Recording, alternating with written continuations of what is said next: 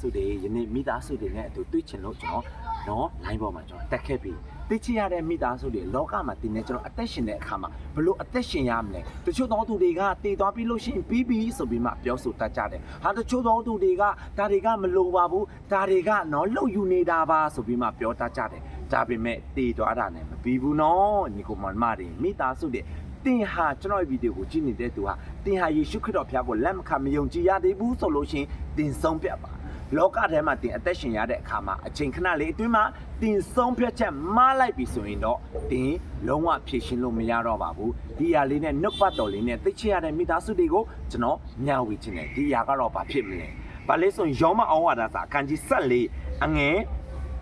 7မှာယောမအောင်ဝါဒစာအခန်းကြီး14အငယ်7မှာဖြစ်တဲ့ကျမ်းစာလာဒီကအသက်ရှင်တော်မူသည်ဖြစ်၍ငါရှိမှလူတိုင်းသူထောက်ရမည်ဖယားသခင်ကလူတိုင်းမိမိနှုတ်နဲ့တစ္ဆာခံရမည်ကိုထာဝရဘုရားမိန့်တော်မူယနေ့လောကမှာအသက်ရှင်တဲ့တင်းနေကျွန်ုပ်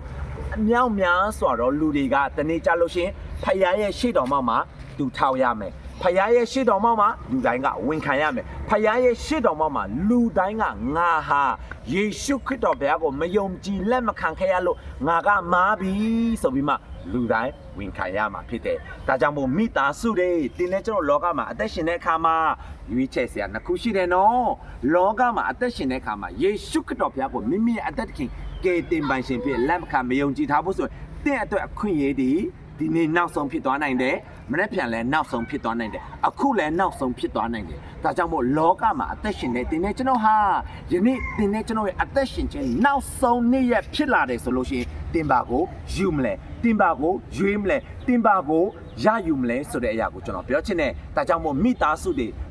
တင်နေကျွန်တော်ရဲ့အသက်ရှင်ခြင်းဟာဖယားရဲ့ဘုန်းတော်တွေမဖြစ်ခဲ့ဘူးဆိုရင်လူတိုင်းဖယားရဲ့ရှေ့တော်မှာရောက်ပြီးမှတူးထောက်လာတဲ့အခါမှာတင်ဘယ်လိုဖြည့်ရှင်းမလဲမိကုန်းတွေအများကြီးရှိတယ်နော်ဒါကြောင့်မို့တိတ်ချရတဲ့မိသားစုတွေအချိန်နေတွေအချိန်ခါတွေဘယ်လိုပဲဖြစ်နေပါစေဖယားရဲ့ရှေ့တော်မှာတင်တိုးဝင်လာမယ်ဆိုလို့ရှိရင်ဖယားရဲ့မဆခြင်းအော်ဖွဲ့သည်သိချရတဲ့မိသားစုပေါ်မှာတက်ရောက်ပြီးမှဖယားရဲ့ဘုန်းတော်ကိုတိုးရတာပြီးခံစားမယ်ဆိုတဲ့နှုတ်ကပတ်တော်လေးနဲ့သိချရတဲ့မိသားစုကိုကျွန်တော်ဝင်ငှားရခြင်းဖြစ်ပါတယ်ကျွန်တော်ဗီဒီယိုကိုကြည့်ချင်အားဖြင့်ခွန်အားရတယ်ဒီဆောက်ဆရာဖြစ်တယ်ဆိုကျွန်တော် YouTube အကောင့်ကိုsubscribe like and share လေး comment လေးကျွန်တော်ရေးပေးစေချင်လို့ပါတယ်ဘာလဲဆိုသိချရတဲ့မိသားစုရှိတဲ့နေရာကိုကျွန်တော်မသွားနိုင်ဘူးဒီ online ထဲမှာသိချရတဲ့မိသားစုကိုကျွန်တော်ပြောပြနေရတယ်ဝင်ငှားနေရတယ်တက်တည်ခံနေရတယ်ကျွန်တော်ဗီဒီယိုကိုကြည့်လာမဲ့တူအိုတယောက်စတိုင်းရွေးချယ်ခြင်းတွေမှန်ကန်ခြင်းရှိပြီးမှဖယားရဲ့ဘုန်းတော်ဖလို့ကအသက်ရှင်တတ်တဲ့မိသားစုတွေဖြစ်စေဖို့လို့ငါဒီနှုတ်ပတ်တော်နဲ့အရောက်စတိုင်းကိုမျှဝေရခြင်းဖြစ်ပါတယ်။ရောက်စတိုင်းပေါ်မှာဖျားခင်မဆာခြင်းရှိပါစေ။